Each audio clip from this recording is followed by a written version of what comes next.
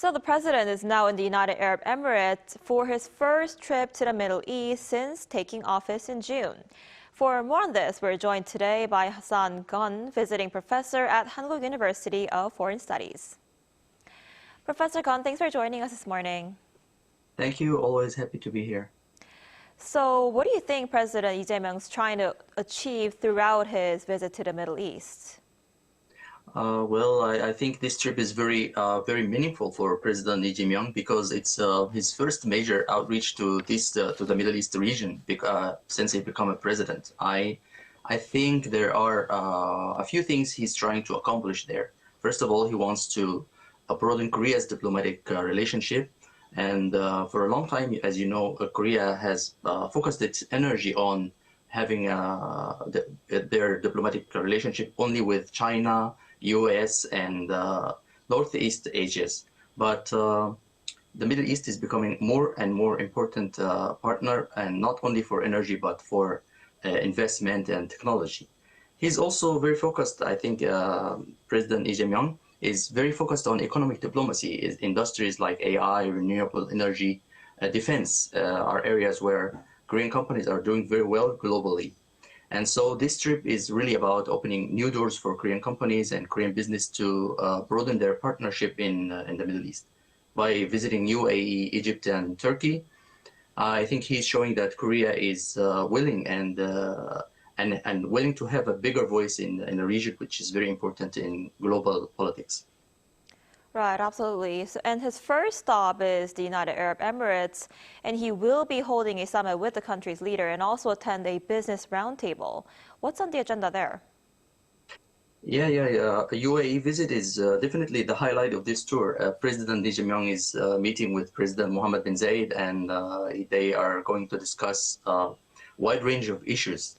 Defense cooperation is a big one, and strong interest in both sides to expand their joint projects and joint partnership, possibly signing new memorandums. But it's not just defense. They are also going to be talking about artificial intelligence, clean energy, and healthcare. There's going to be major business forums also where Korean big companies like Samsung and Hanwha will meet UAE's investors. UAE is actually the only Middle East country that has what is called a special partnership with Korea. So there is already a very strong foundation for cooperation and investment and more joint initiatives between the two countries. Right, and speaking of defense cooperation, South Korea has already, exported a lot of weapons to the Middle Eastern countries already, including air defense systems like the Cheongung-II missile and K9 howitzers. So what makes Korean defense systems and weapons so appealing to countries in this region? To put it in very simple terms, Korean defense systems give the Middle East countries exactly what they need. So they are very high quality, they are affordable, and they are really affordable compared to Western alternatives, and they can be delivered quickly. And this is very important, which is extremely important for countries that has immediate threats. Another big reason is flexibility.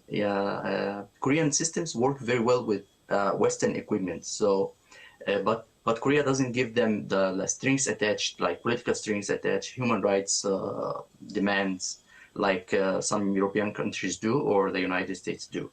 So, Middle Eastern countries feel they have more room for maneuver. Also, diversifying it. Middle Eastern countries want to diversify their places where they get their weapons. So Korea is also willing to transfer technology to or share production with these countries. As you know, UAE, Saudi Arabia, Turkey, they are trying to build their own defense. So and Korea is looked at is seen as a very reliable partner in this process. I see. And the presidential office says South Korea also hopes to expand cultural cooperation with the UAE, Egypt, and Turkey. How is Korean culture sort of viewed in these Middle Eastern countries? Korean culture is extremely well received in Middle Eastern countries all over the region.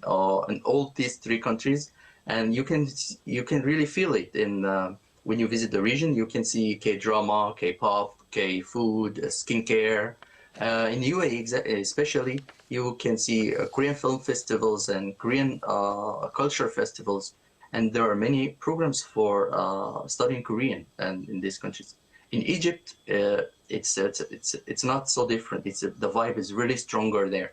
Many Egyptian students are studying Korean in universities, and many young people, especially young people, they dream of traveling to Korea and study or live in Korea.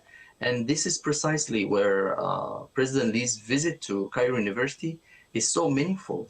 He isn't just speaking to officials as usually. He's speaking directly to a generation which is already affected by Korea and affectionate by Korean through culture. I mean, his speech is a very good chance to deepen people-to-people ties, where Korean culture is already vibrant and growing in Egypt.